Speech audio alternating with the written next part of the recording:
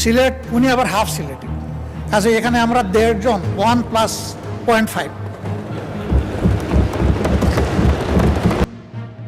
ঢাকা সিলেট মহাসড়ক দেশের অন্যতম ব্যস্ত ও গুরুত্বপূর্ণ এই সড়ক দিয়ে প্রতিদিন চলাচল করে হাজারো যানবাহন, কিন্তু বহু প্রতীক্ষিত 6 লেন প্রকল্পের ধীর গতির কাজ নিয়ে আবারও উঠেছে প্রশ্ন। 29 জুন জাতীয় সংসদে দেওয়া বক্তব্যে জামায়াতের আমির এই প্রকল্প নিয়ে তীব্র সমালোচনা করেন। তিনি বলেন, ফ্যাসিস্ট সরকারের আমলে শুরু হওয়া এই প্রকল্পের কাজ গতি দেখে মনে হচ্ছে এটি যেন আগ্রার তাজমহল নির্মাণের মতো দীর্ঘমেয়াদী কোনো উদ্যোগ। কাজটি কত বছর লাগবে আমরা জানি না, গুইসাপের মতো হেঁটে হেঁটে কাজ চলছে।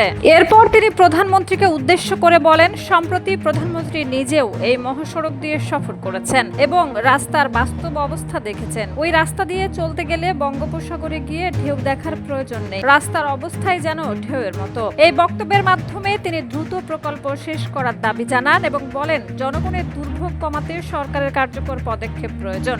ঢাকা সিলেট যে মহাসড়ক 6 লেনের কাজ শুরু হয়েছে ফ্যাসিস্ট সরকারের আমলে, কিন্তু এটা দেখে মনে হচ্ছে এটা বোধহয় আগ্রার তাজমহল জাতীয় কিছু হবে। কত বছর লাগবে আমরা জানি না। গুইসাপের মতো হাঁটি হাঁটি এটার কাজ চলছে।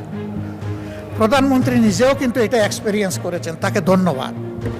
কারণ ওই রাস্তা দিয়ে চলতে গেলে বঙ্গোপসাগরে যাওয়ার দরকার নাই, ঢেউ দেখতে গেলে ওখানেই যাওয়া যথেষ্ট।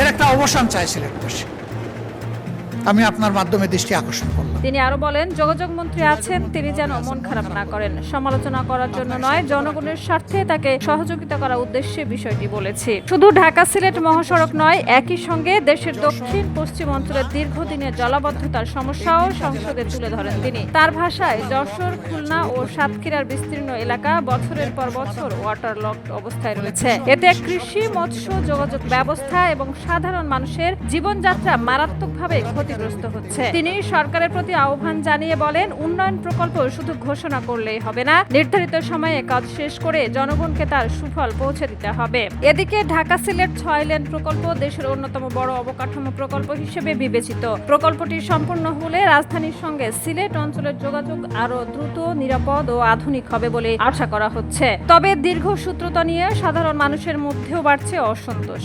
এখন প্রশ্ন একটাই, কবে শেষ হবে এই বহুল আলোচিত প্রকল্প আর কবে কমবে যাত্রীদের দীর্ঘদিনের ভোগান্তি?